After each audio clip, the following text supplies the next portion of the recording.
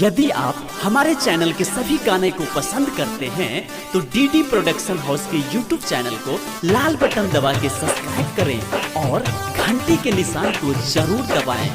Presented by DD production house Sakri. AC लगा दी, AC लगा दी, एसी लगा दी,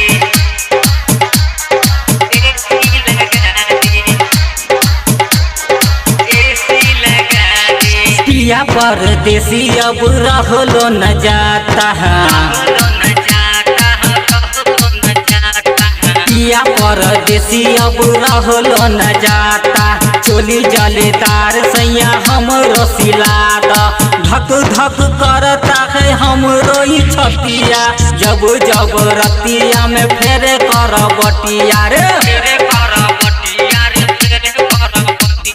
सुनी सुनिए सैया जी, सुनी सुनिए सैया जी, जाली चोली सिला के ला दीना। अरे माई मार डाला रे सैया जी, गर्मी है बेसी हमरा एसी लगा दी।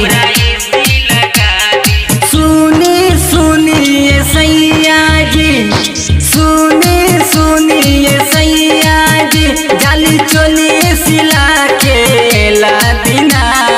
सैया जी गर्मी है बेसी हमरा एसी लगा दी। सैया जी गर्मी है बेसी हमरा एसी लगा दी। सैया जी गर्मी है बेसी हमरा एसी लगा दी।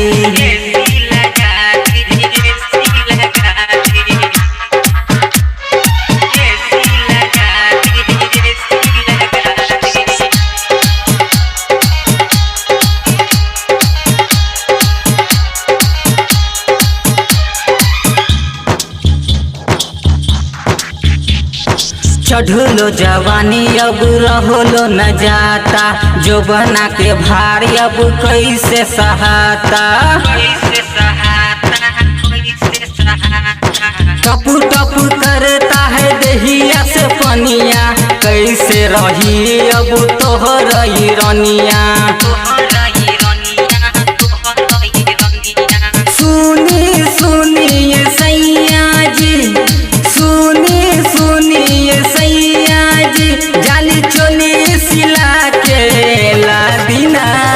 सैया जी गर्मी है बेसी हमरा एसी लगा दी। सैया जी गर्मी है बेसी हमरा एसी लगा दी।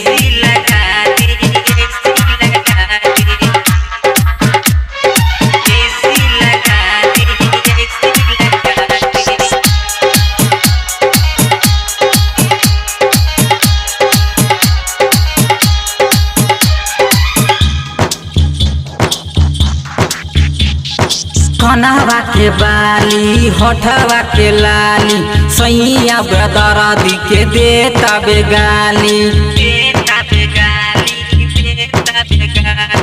गरम से चट चट करता है देहिया, छोटू प्रेम सैया मान लो न बतिया।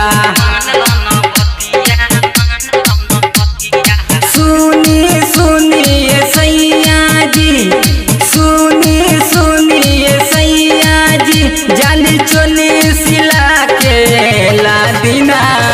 सैया जी गर्मी है बेसी हमरा एसी लगा दी। सैया जी गर्मी है बेसी हमरा एसी लगा दी। Recording by DD production house Sakri 97 084 45 722।